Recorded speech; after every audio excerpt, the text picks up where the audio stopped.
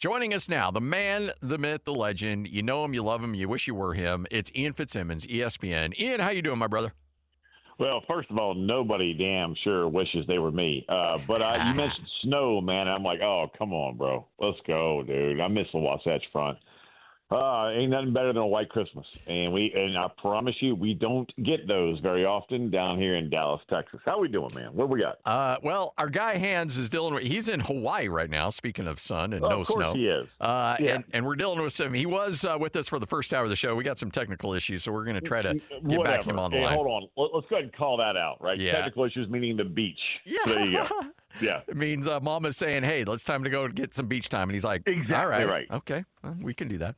I don't know what happened. All of a sudden, my connection just died. The Comrex isn't working. I don't know what to tell you guys. I'm out. Hey, all right. So the committee. Wow. All right, let me just start with Notre Dame. Notre Dame, I guess it's play like a champion today and then quit like a champion tomorrow. Yeah. What are we doing, man? I thought Clark Lee at Vanderbilt showed you the right way and the classy way to have a hell of a year, and then you have a committee of humans, which obviously Scotty will touch on in a moment, says, you know what? Sorry, you're not one of the top 12. And this committee made it very clear this was not about the best teams in college football. They went most deserving, and which drives me absolutely insane because James Madison is not one of the best teams in college football. Tulane is not one of the best teams in college football. One of them, you put Tulane in, and we'll watch the massacre again against Ole Miss. We've seen it once, and we'll see it again. 45-17, Scotty, is not a close contest. Nope. Obviously. So if we're thinking that it's going to be closer, sure, right? But damn, but Tulane was higher ranked. James Madison, on the other hand, not one of the best teams in college football. They're a 21-point underdog to Oregon. Does Notre Dame deserve to be in? No. Are they one of the best teams? Yes. And that's the problem right there, where we have previous committees have said we're about the best teams. And every year, and I've served on that on the mock committee not once but twice.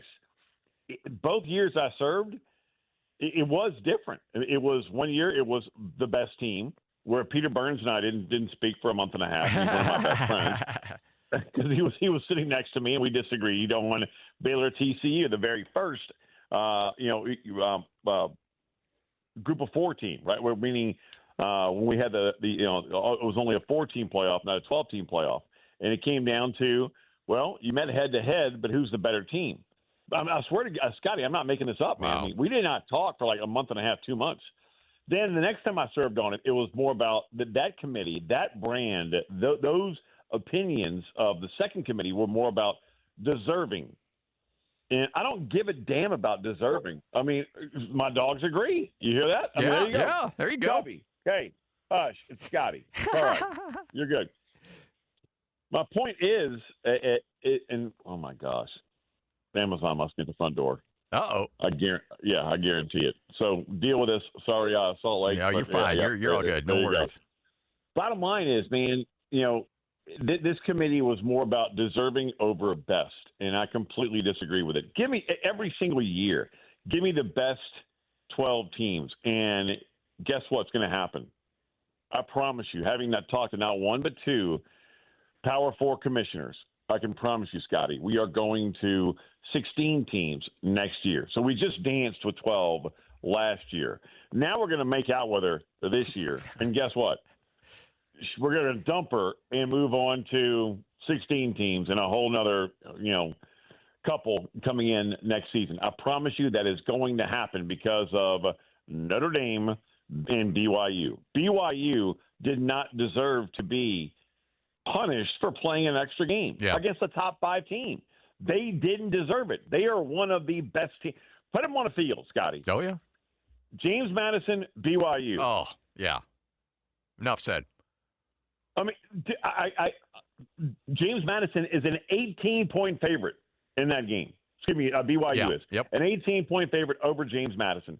It's not about the best anymore. It's about deserving, and we have to figure out a way just to get best in. So whether we do away with automatic qualifiers, or you go with the P4s, you're in Duke, you're in whatever. But after that, it's the 11 best teams, not the most deserving, but best. And that's what I'm looking for. Sorry. So, maybe I'm wrong, but that's my opinion. So I am curious. I did the NCAA tournament mock selection thing about 10 years ago. And by the way, me and Andy Staples got after each other on that one. But it happens, doesn't it? Yeah, it does. Yeah, you know exactly what I'm talking about. It gets heated in there, man. Oh, yeah. It does. Very much. But Gene Smith was the Ohio State athletic director. He was the chairman at the time, and he gave us very clear directions on what we need to be looking for in our teams. When you were a part of it, did they give you direction of, okay, we want the 12, or at that point, I guess the four best teams, period? Or was it up for you guys to interpret it? You talked about two different directions you guys went. Was that because the committee leaned that way, or were you given instructions by leadership saying, this is what we want? No, and Scotty, that's a great question. It was the same message both times. It was just two different opinions in the room. Gotcha. Okay. Yeah, it was, hey, we're looking for the best teams in college football. Okay. And then I did it 2 years later. We're looking for the best teams in college football. It was the opinion in the room that changed. So that's my point. Every committee is different. And this committee, which stuns me, I mean, and I have not talked to him yet, and I feel like calling a couple coaches like Mark D'Antonio, who I know very well, and just to say, hey, what did you think? Just to get his thoughts, I mean, 'cause I guarantee you, some of the coaches and a player in that room who have swapped paint before are going, man, what are we doing? Yeah. Oh yeah. This ain't right. This is not right. This is about rewarding someone for it's like a participation trophy for your freaking kids in this day and age, which it drives me insane. When my kids were growing up, man, and now they're older. My older daughter is a sophomore at Oregon. My youngest daughter is about to be a senior in high school. But when 4 or 5 years ago, man, you're running track and for participating you get a medal. Oh, hell no, you don't get a damn medal. Are you kidding me? I was never more proud of my older daughter Rowan when she finished like 7th in some swim meet, and they're trying to give her a medal or this small trophy. She's like, I finished 7th out of 12. Are you kidding me? No, I don't want that damn thing. Oh, that's a proud dad moment right there. Yeah. Oh, you damn Skippy, Scotty. That's what it felt like. We're giving out participation trophies and not rewarding the best teams in college football. Yeah. So when you look at Alabama, I think should have been in. I agree with that. But the problem, 100%. But the problem is that Alabama didn't feel like they were punished for their championship game where BYU was. Yeah, and I talked to Kalen DeBoer, head coach at Alabama, yesterday on ESPN Radio, and he kind of emphasized that very thing. Now, look, nobody, and I do mean nobody, has the resume of top 25 wins by the committee's standard. Nobody has more than Alabama. Yeah. They went 4 straight weeks. And, Scotty, you cover the game. You call games for Utah State, which, by the way, congrats to Bronco Mendenhall and the boys for making a bowl game. I mean, that's awesome and a program builder. But when it comes to just that stretch run, man, find me somebody that had a harder month of college football in the 2025 campaign than Alabama did. Yeah. And they came out win. Their first game of the season, which counts.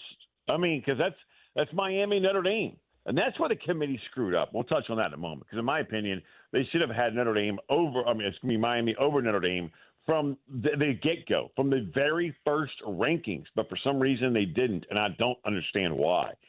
But you find this, to me, was not about Alabama. Alabama is one of the best teams in college football. And against Georgia, they were down not just 8 starters, including their star running back in Jam Miller, but also 6 backups. And they beat the team that they lost to in the SEC championship game at Georgia. Yeah. This was a neutral site, right? So, you factor that in, and then let's go to BYU. BYU loses to the same team twice in the season, which is now a top 5 team and by the committee standards. Why is BYU punished? Yeah. The whole thing makes absolutely zero sense, Scotty. Zero. But we're going to go ahead and reward James Madison. And I'm not trying to take shots here, man, but give me the best teams out there.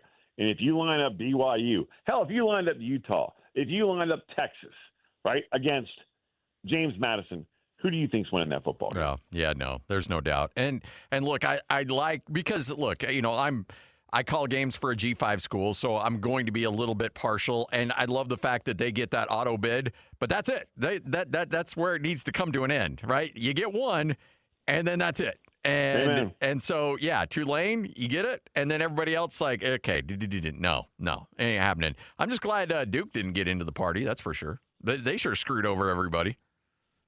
Well, and that's another one. And I did that game, and Duke was by far the better team that night against UVA. Yeah. But that's the ACC's fault for having the tiebreaker where they have it. Like the American Conference, it's the top 2 ranked teams by the College Football Playoff Committee's rankings. Oh, my God. It's so simple, Scotty. Yeah. Holy hell. Right? There you go. So it's North Texas, it's Tulane, and Tulane's in. The ACC tried to get creative. And, all right, we're going to go with this unbelievable tiebreaker. No, it should have been UVA and Miami. And if Miami wins the game, guess what? Miami's in, and now you have the other at-large that's available. Yeah. And then you can put in, if you want, Notre Dame. But I also want to go off on this. Notre Dame, you're going to blame the ACC? Are you kidding? You're in bed with them for 24 of 25 sports. The one you aren't is what cost you from being in the college football playoff. So, Pete, hey, man, and I want to call him baklava, right? Yeah. Because it's I don't understand where you're coming from. You're going to blame the ACC for politicking for their team.